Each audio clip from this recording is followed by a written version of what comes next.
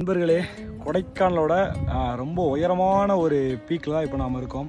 கொடைக்கானலில் போன இடத்துக்கே போய் உங்களுக்கு போர் அடிச்சிச்சா, அப்போ உங்களுக்கான வீடியோ தாங்க இது. கண்டிப்பாக இந்த வீடியோ ஒரு புது எக்ஸ்பீரியன்ஸாக இருக்கும். காரணம் என்னடா, எங்களுக்கே அப்படி தாங்க இருந்தது. ஒரு பயங்கரமான எக்ஸ்பீரியன்ஸ். இந்த முறை நாங்கள் கொடைக்கானலில் எங்கே போயிருந்தோம் அப்படின்னு பார்த்தீங்கன்னா, தாண்டிக்குடி. இந்த தாண்டிக்குடிக்கு மேலே இருக்க கதவு மலை, அந்த மலைக்கு தான் நாங்கள் ட்ரக்கிங் பண்ணி போயிருந்தாங்க. கிட்டத்தட்ட ஒரு 3-4 கிலோமீட்டர் வந்து நம்ம ட்ரக் பண்ணி மேலே போகணும். ஒரு நல்ல மழை பெய்யாத காலத்தில், ஒரு சம்மர் டைமில் வந்தீங்கன்னா, உங்கள்கிட்ட ஒரு நல்ல ஆஃப் ரோட் பைக் இருந்தால் நீங்கள் தாராளமாக பைக்லேயே மேலே போகலாங்க. ஆனால் மழை பெய்கிற காலத்தில் வந்தீங்கன்னா கண்டிப்பாக நீங்கள் பைக்கை கீழே நிப்பாட்டிட்டு மேலே நடந்து தான் போகணும். உங்கள்கிட்ட நல்ல பைக் இல்லைன்னா கூட நீங்கள் வந்து பைக் எடுத்துகிட்டு மேலே போகிறத பற்றி யோசிக்காதீங்க. சூப்பராக இருந்தது, அழகாக இருந்தது. இந்த அழகை பார்க்குறதுக்கு 2 கண்ணு பத்தாதுன்ற அளவுக்கு வந்து பார்த்தீங்கன்னா அவ்வளோ அழகு. திரும்புகிற பக்கம் கூட அழகழகாக இருந்தது. அதுவும் குறிப்பாக அந்த மலை உச்சியில் ஏறி நின்று கீழே திரும்பி பார்க்கும்போது ஒன்றுமே தெரிலங்க. ஃபுல்லாக மிஸ்ட்டு எல்லாத்தையுமே மறைச்சிருந்தது.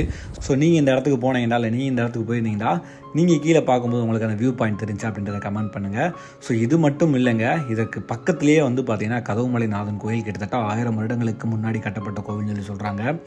ஒரு பயங்கரமான ஆம்பியன்ட்டில் இருக்குங்க. அந்த கோயிலுக்கு போகும்போதே உங்களுக்கு ஒரு சூப்பரான பாசிட்டிவான ஒரு வைப்பு கிடைக்கும்.